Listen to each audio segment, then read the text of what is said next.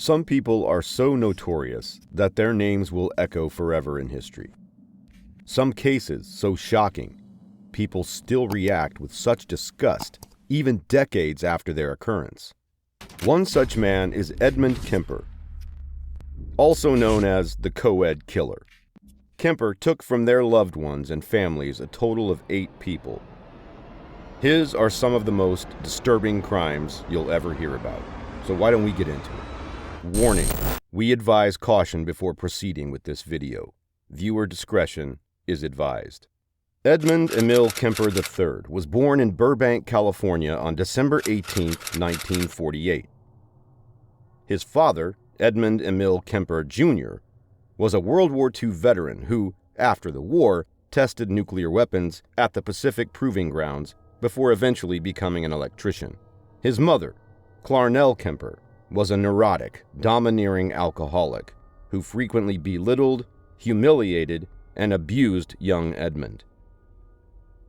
His father is noted as saying in reference to Clarnell that suicide missions in wartime and the atomic bomb testings were nothing compared to living with her. Not exactly a loving comment about your wife and mother of your children. From a very young age, Edmund exhibited antisocial behavior. He was known to inflict cruelty on insects and animals. At the age of 10, he seemed to no longer care for the family pets and inflicted, let's just say, very unloving acts upon them. They did not survive. Kemper later stated that he derived pleasure from successfully lying to his family about his actions. At 13, he hurt another family cat when he perceived it to be favoring his younger sister, Lynn Lee Kemper, over him. He kept it in his closet until his mother found out. He also would play with his sister's dolls, during which he would perform ritualistic fantasies where he would remove the heads and hands from the dolls. His disturbing actions did not stop with animals and toys. As he grew, so did his appetite for danger. He recalled that as a young boy he would sneak out of the house and, armed with his father's bayonet, go to his second-grade teacher's house to watch her through the window. If that isn't creepy enough, Ed's favorite games to play as a child were gas chamber and electric chair, in which he asked his younger sister to tie him up and flip an imaginary switch. He would then tumble over and writhe on the floor, pretending that he was being executed by gas inhalation or electric shock. His fascination with death may have in part resulted from his own near-death experiences. One in which his older sister attempted to push him in front of an oncoming train, and another where she succeeded in pushing him into the deep end of a pool, and he almost drowned. After his parents divorced in 1957, Edmund remained with his mother in Helena, Montana. This devastated young Edmund, who was very close with his father and had a less-than-ideal relationship with his mother. Clarnell often made her son sleep in a locked basement because she feared that he would harm his sisters. She also regularly mocked him for his large size. He stood 6 feet 4 inches by the age of 15. During a phone conversation to Kemper's father, she called him a real weirdo, unaware that her son had been eavesdropping. Who knows how much all these small negative actions shaped and molded Ed into the evil man he would become. To top it all off, she refused to show him affection out of fear that she would turn him gay. Along with this complete lack of any form of love, he was also told repeatedly that no woman would ever love him and that he was just like his father. Kemper later described his mother as a sick, angry woman. Some have speculated that she may have suffered from borderline personality disorder. At just 14 years old, Kemper ran away to try and find his father. He learned that his father had remarried and had a stepson. Kemper stayed with his father for a short while, until the elder Kemper sent him to live with his paternal grandparents, who lived on a ranch in the foothills of the Sierra Nevada mountains. Kemper detested living with his grandparents. He described his grandfather as senile and said that his grandmother was constantly emasculating him and his grandfather. On August 27, 1964, all that hatred would culminate into one horrible event. 15-year-old Edmund was sitting at the kitchen table with his grandmother when an argument broke out between them. Enraged, Edmund went off and retrieved a rifle that had been gifted to him by his grandfather for hunting purposes. When he returned to the kitchen, Edmund shot his grandmother several times. Some accounts mention that she also suffered multiple post-mortem wounds with a kitchen knife.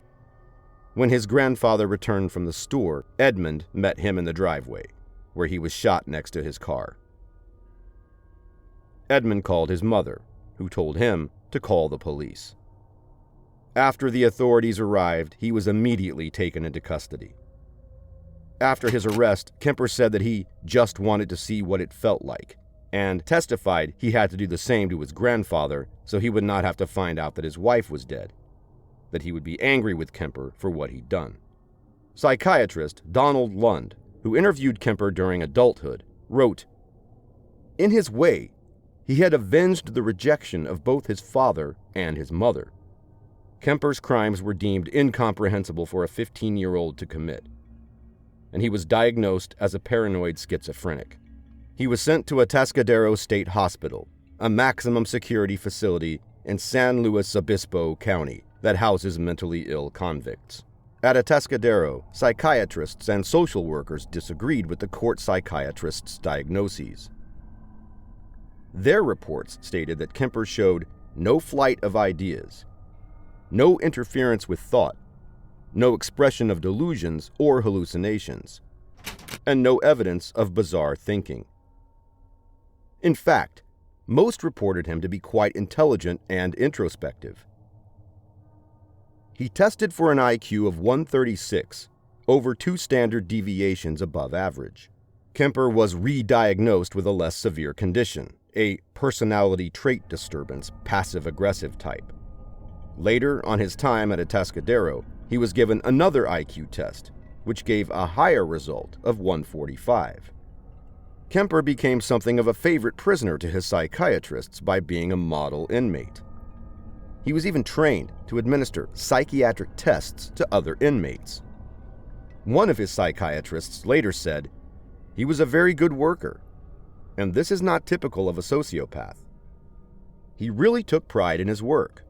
Kemper also claimed to have developed some new tests and some new scales on the Minnesota Multiphasic Personality Inventory, specifically an overt hostility scale, during his work with the Atascadero psychiatrists. After his second arrest, Kemper said that being able to understand how these tests functioned allowed him to manipulate his psychiatrists, admitting that he learned a lot from the sex offenders to whom he administered tests. On December 18, 1969, his 21st birthday, Kemper was released on parole from Atascadero. Against the recommendations of psychiatrists at the hospital, he was released into the care of his mother, Clarnell. During this period of time, a calculating Ed demonstrated further to his psychiatrists that he was rehabilitated, and his juvenile records were permanently expunged. The last report from his probation psychiatrists read, "If I were to see this patient without having any history available or getting any history from him, I would think that we were dealing with a very well-adjusted young man who had initiative, intelligence, and who was free of any psychiatric illnesses. It is my opinion that he has made a very excellent response to the years of treatment and rehabilitation, and I would see no psychiatric reason to consider him to be of any danger to himself or to any member of society. And, since it may allow him more freedom as an adult to develop his potential, I would consider it reasonable to have a permanent expunction of his juvenile records." While staying with his mother, Kemper attended community college in accordance with his parole requirements, and had high hopes of becoming a police officer. In the end, he was rejected because of his size. The 21-year-old stood at a massive 6 feet 9 inches tall. Although he never actually became a cop, Kemper maintained relationships with Santa Cruz police officers. He even became a self-described friendly nuisance at a bar called the Jury Room. This was a popular hangout for local cops. Ed later admitted this proved to be an advantage for him as he was able to solicit information on leads regarding his crimes. Trying to move on with his life, Kemper worked on a series of menial jobs before gaining employment with the California Department of Transportation. Trying to create a life for himself His relationship with his mother, however, remained toxic and destructive. They often engaged in vicious verbal battles that were overheard by neighbors. Kemper would later describe the arguments he had with his mother around this time, stating, "My mother and I started right in on horrendous battles, just horrible battles, violent and vicious. I've never been in such a vicious verbal battle with anyone. It would go to fists with a man, but this was my mother, and I couldn't stand the thought of my mother and I doing these things. She insisted on it, and just over stupid things. I remember one roof raiser was over whether I should have my teeth cleaned." Eventually, Edmund saved enough money to move out and get his own place. It wasn't long, however, before his mother proved to still be an active thorn in his side. Not only did she call him all the time, she would also frequently show up at his home. Due to financial struggles, Edmund eventually had to move back in with her. Not sure how happy either of them were back in this living arrangement. This is when Ed entered a new phase in his life. Around this time, he began to notice there were a large number of young women hitchhiking in his area. He started storing plastic bags, knives, blankets, and handcuffs in his car. He then began picking up young women and peacefully letting them go. According to Kemper, he picked up around 150 such hitchhikers before he felt homicidal urges, which he called his little zapples. In later interviews, he described his process of working up the courage, starting with picking up women and letting them go, then picking them up with a gun in the car, but still letting them go, to eventually being able to act. He attributed his actions partially to his frustration of not being able to communicate with women and his fear of failing in romantic relationships. In May of 1972, Kemper picked up two 18-year-old college students, Mary Ann Pess and Anita Mary Lucchesa, who were hitchhiking to Stanford University. After driving for an hour, he managed to reach a secluded wooded area near Alameda, with which he was familiar from his work at the highway department, without alerting his passengers that he had changed directions. He then left Lucchesa restrained in the car while he took Pess into the woods and stabbed her. Once he returned to the car, he did the same to Lucchesa in a similar fashion, before placing both bodies in the trunk. On his way home, he was stopped by a police officer for having a broken taillight, but the officer did not detect the girls in the car. Once back at his apartment, he took them inside, where he photographed and violated them before disposing of them. In August of that year, Pess's skull was found on Loma Prieta Mountain. An extensive search failed to turn up the rest of Pess's remains or a trace of Lucchesa. 4 months later, September 14th, Kemper picked up 15-year-old Aiko Koo, who was hitchhiking to dance class after missing her bus. He went to another secluded area where he pulled a gun on Koo before accidentally locking himself out of his car. However, Koo let him back inside, despite the fact that the gun was still in the car with her. He went on to choke and violate her, ending in strangulation. She was then put into the trunk. Then, Ed simply went to a bar for a few drinks. He later confessed that after exiting the bar, he opened the trunk of his car, admiring his catch like a fisherman. On January 7, 1973, Ed was driving around the Cabrillo College campus when he picked up 18-year-old Cynthia Ann Cindy Shaw. Again, he took this young female to a secluded area. Kemper shot her with a .22 caliber pistol. This time, he kept the girl hidden in his closet overnight. But once alone, after his mother had left for work the next morning, Kemper did unspeakable things with her. When finished, Ed buried her in his mother's garden, facing upward toward her bedroom. After his arrest, he stated that he did this because his mother always wanted people to look up to her. The rest of her was taken to a cliff.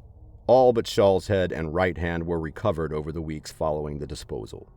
A month later, Kemper would find 2 more victims, Again, college students, Rosalind Thorpe and Allison Liu. By now, the disappearances and deaths of so many female co-eds had students and police officers on high alert. Authorities advised students to only accept rides from vehicles brandishing university stickers. But by a horrible twist, Kemper's mother worked at the university, so he was able to obtain just such a sticker. Now armed with a sticker seal of safety approval, he was free to continue to offer rides to any unsuspecting young women on campus. For this reason, Rosalind and Allison reluctantly accepted the ride. Both women were shot with the same pistol and brought back to Kemper's home. 2 months since his last victim, on April 20th, 1973, the next one to fall would be his mother. After coming home from a party, 52-year-old Clarnell awakened her son with her arrival. He waited until she was all settled in bed, reading a book, then entered her room. She looked up and said, "I suppose you're going to want to sit up all night and talk now." Kemper simply replied, "No. Good night." Now, full of anticipation, Ed waited. Once she had fallen asleep, he went back into her room and took her life. He claimed to have done this due to a comment she had made about not having engaged in sexual intercourse with a man in over 10 years, because of her son. He then proceeded to take all his anger out on his mother. He yelled and screamed at her for hours before committing horrible acts. The next day, Ed hid his mother's body in a closet and went for drinks at a nearby bar. Upon returning home, he knew he needed to create a cover story.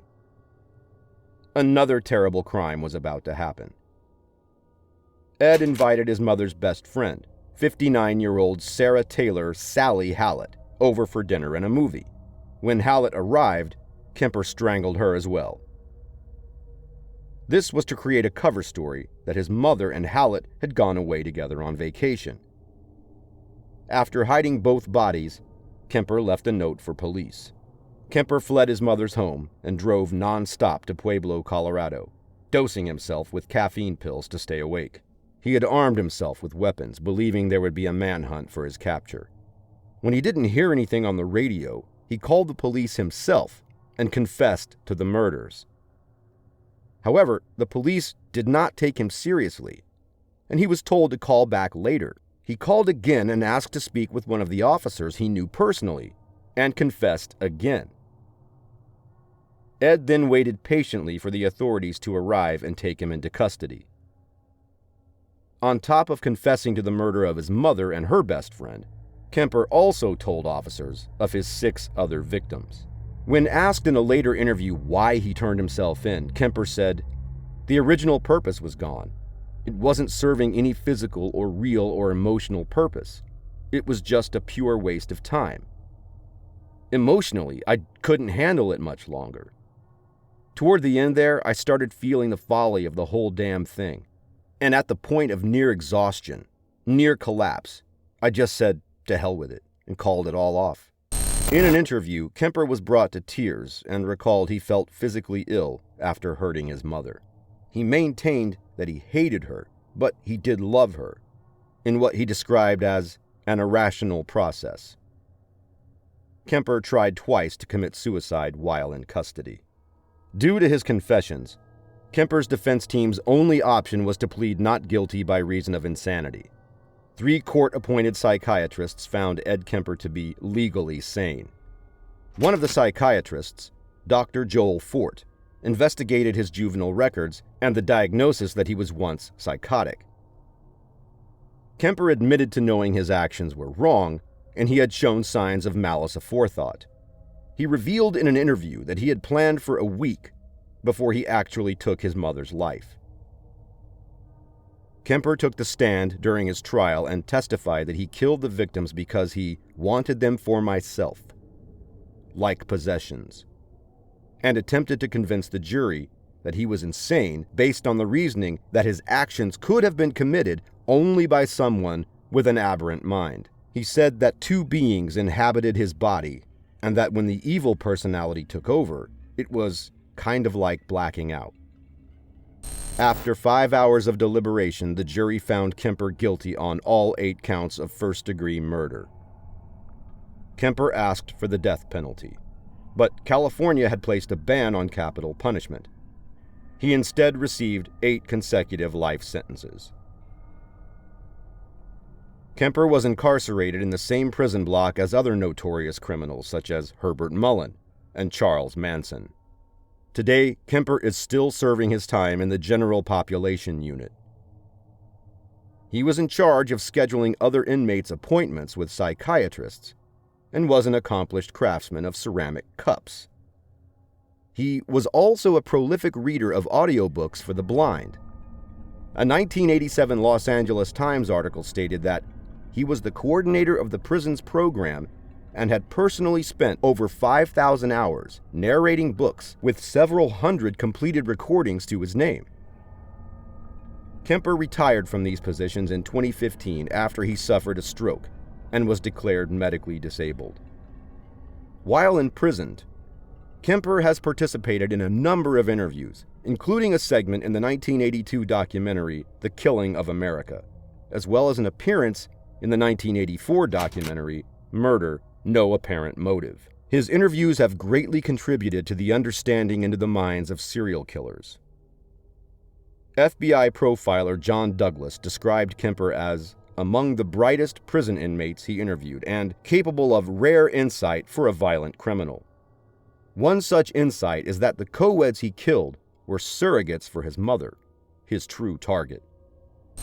He has stated that the girls to him represented everything his mother wanted to be and coveted, and he was destroying that. Kemper is very candid about his crimes and has stated that he participated in the interviews to save others like himself from killing. At the end of one interview, he said, "There's somebody out there that is watching this and hasn't done that, hasn't killed people, and wants to, and rages inside, and struggles with that feeling, or is so sure they have it under control. They need to talk to somebody about it. Trust somebody enough to sit down and talk about something that isn't a crime. Thinking that way isn't a crime. Doing it isn't just a crime. It's a horrible thing. It doesn't know when to quit, and it can't be stopped easily once it starts." Kemper has been denied parole at every hearing since 1979. In relation to his denied parole, he has said, "Society is not ready in any shape or form for me. I can't fault them for that." He will next be eligible for parole in 2024. Edmund Kemper has inspired countless movies, documentaries, characters, and novels. His deplorable acts of wanton cruelty and complete lack of humanity will continue to invoke terror, and criminologists will no doubt continue to study his horrific crimes and disturbing interviews for many years to come. Thanks for watching. We'll see you next time.